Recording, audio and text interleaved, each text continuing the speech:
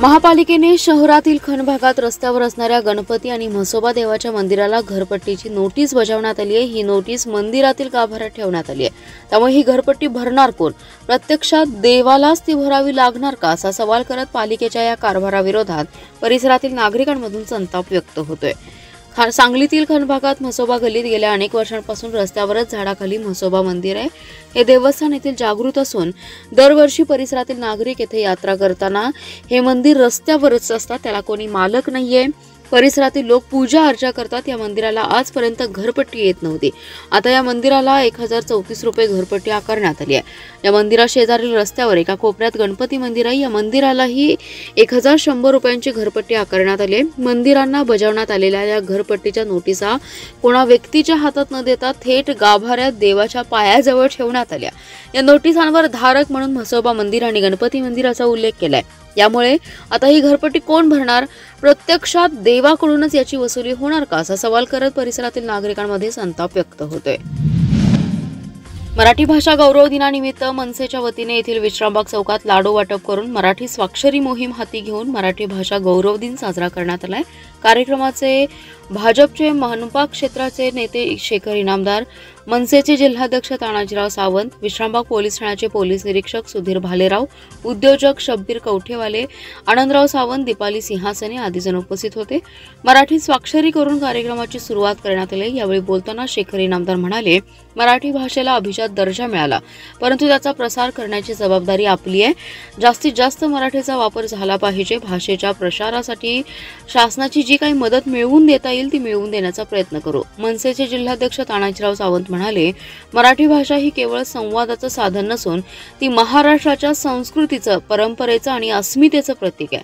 हजारो वर्षांचा समृद्ध वारसा लाभलेल्या या भाषेला नुकताच केंद्र सरकारने अभिजात दर्जा दिलाय। यासाठी मनसे अध्यक्ष राज ठाकरे यांनी अथक प्रयत्न केलेत आणि मराठी भाषेला अभिजात दर्जा मिळावा या मागणीसाठी लोकसभेला पंतप्रधान मोदींना मनसे पक्षाचा पाठिंबा देण्यात आला होता। यावेळी कार्यक्रमाचे प्रास्ताविक मनसे शहराध्यक्ष सुरेश टेंगले यांनी केले। कार्यक्रमाला विभाग अध्यक्ष श्रीधर करडे, सरोजा लोहगावे, श्रीधर करडे, विठ्ठल शिंगाडे, प्रकाश साळुंखे, अमित पाटील, विकास मगदूम, प्रकाश माळी, स्वप्नील शिंदे, रोहित घुबडे, सुजित पवार, विजय मौर्य, योगेश घाडगे, प्रशांत जगमई, शुभम कदम, श्रीनाथ कोळी, अमर औरादे आदी उपस्थित होते। अंगणवाडी कर्मचाऱ्यांना शासकीय कर्मचाऱ्यांचा दर्जा देण्यासह दरमहा 10,000 रुपये पेन्शन व 10वी पास मदतनीसांना सेवकांच्या रिक्तपदी नियुक्त करण्यात यावी या मागणीसाठी महाराष्ट्र राज्य अंगणवाडी बालवाडी कर्मचारी युनियनच्या वतीने जिल्हा परिषदेसमोर निदर्शने करण्यात आली आहेत।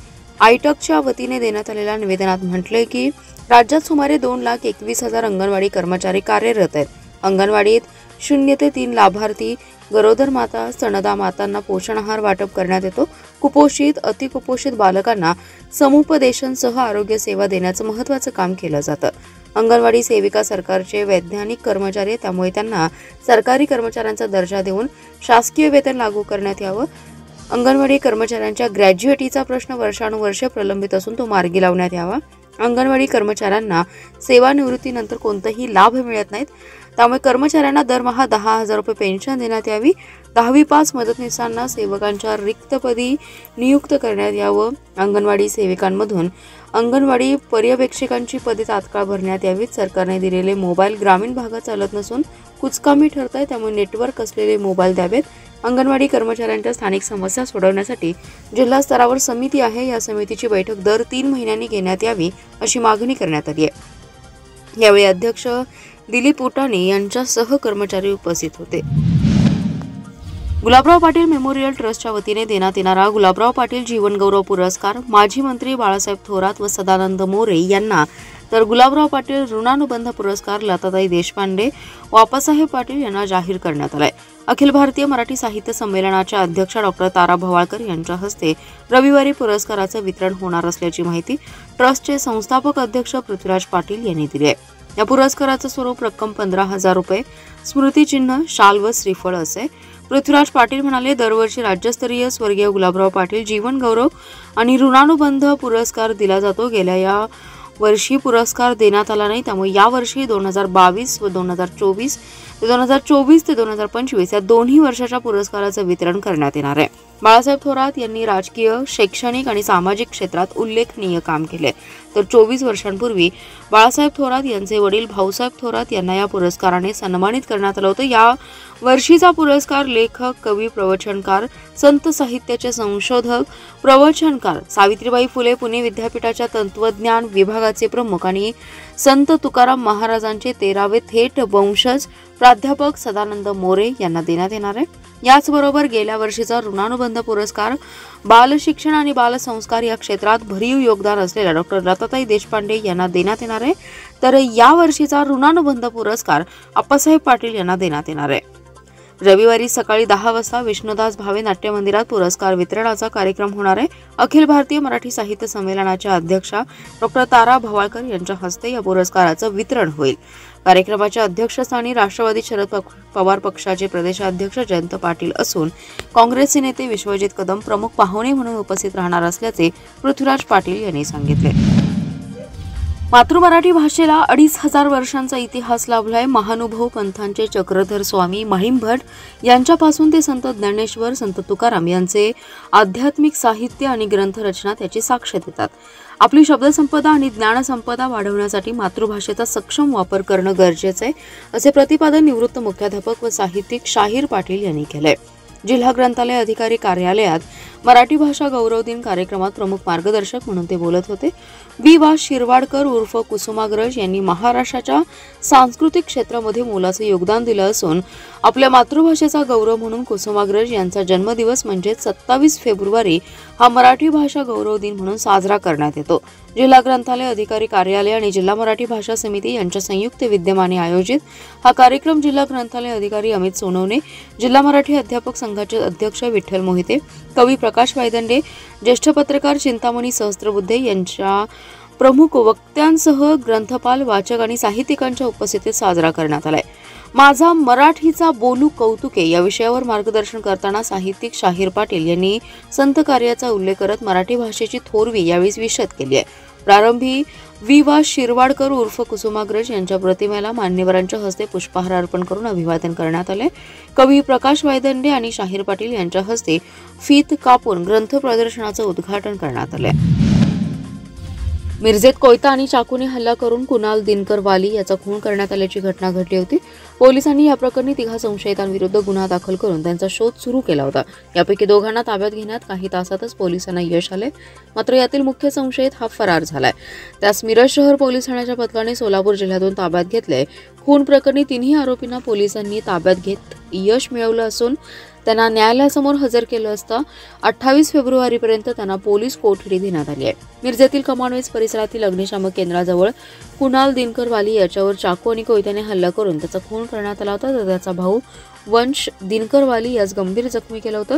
या प्रकरणी मिरज शहर पोलिसांनी अजित दावीद भोसले, रुपेश दिलीप होळकर, गजा उर्फ प्रज्वल उर्फ प्रकाश नायडू या 3 गुन्हा दाखल केला होता. यापैकी रुपेश होळकर आणि गजा उर्फ प्रकाश नायडू या दोघांना पोलिसांनी ताब्यात घेतलं होतं. मात्र यातील अजित दावीद भोसले हा आरोपी फरार झाला होता. मिरज शहर पोलिसांच्या गुन्हे प्रकटीकरण शाखेच्या पथकाने फरार अजित भोसले याला सोलापूर जिल्ह्यातील सांगोला तालुक्यातील कडलास या गावातून पोलिसांच्या पथकाने त्यास अटक केली आहे. त्यामुळे मिरजेतील खून प्रकरणातील 3 आरोपी पोलिसांच्या ताब्यात आलेत. मिरजेत शिवसेना उद्धव बाळासाहेब ठाकरे पक्षातर्फे महाराणा प्रताप चौकात शिवसेना महिला आघाडीच्या वतीने शिंदे गटाच्या नेत्या नीलम गोरे यांनी मातोश्रीबाबत बेताल वक्तव्य केल्याचा जाहीर निषेध करण्यात आलाय. शिंदे गटाच्या नेत्या नीलम गोरे यांनी मातोश्रीबाबत बेताल वक्तव्य करून अकलेचे तारे तोडले असून त्याचा उद्धव बाळासाहेब ठाकरे पक्षाच्या महिला आघाडीतर्फे जाहीर निषेध मिरजेत करण्यात आलाय. त्यांच्या प्रतिमेस जोडे मारून जोरदार घोषणाबाजी करून निषेध करण्यात आला.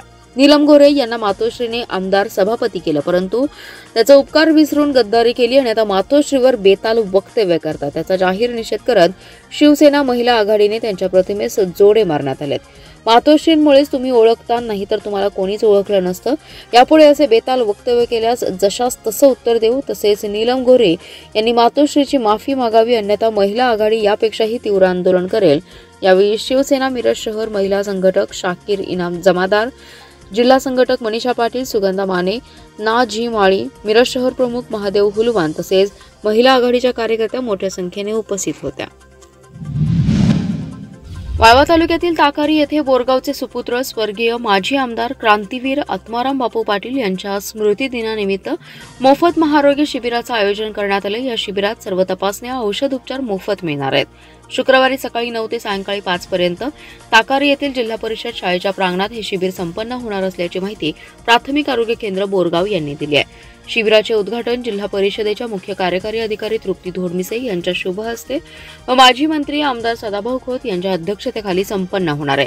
यावेळी जिल्हा आरोग्य अधिकारी डॉक्टर विजयकुमार वाघ, गटविकास अधिकारी रघुनाथ पांढरे, तालुका आरोग्य अधिकारी डॉक्टर प्रवीण पाटील प्रमुख उपस्थित राहणार आहेत। या शिबिराचे संयोजन बोरगावचे लोकनियुक्त सरपंच जितेंद्र पाटील, ताकारीच्या लोकनियुक्त सरपंच प्रणाली पाटील, बोरगाव प्राथमिक आरोग्य केंद्राचे प्रभारी वैद्यकीय अधिकारी doctor Narendra Pawar, doctor S.V. Pawar आदी करत आहेत। या शिबिरात स्त्रीरोग, बालरोग, नाक, कान, घसा, दंतरोग, हृदयरोग, त्वचारोग, मधुमेह, अस्थिरोग इत्यादी रोगांची तज्ज्ञ डॉक्टरांच्याकडून तपासणी होणार आहे। या तपासणीनंतर रुग्णांना संपूर्ण दिवसाचा मोफत औषध उपचार केला जाणार आहे। बोरगाव प्राथमिक आरोग्य केंद्रांतर्गत येणाऱ्या 9 गावातील रुग्णांनी या शिबिराचा लाभ घ्यावा असं आवाहन संयोजकांच्या वतीने करण्यात आले।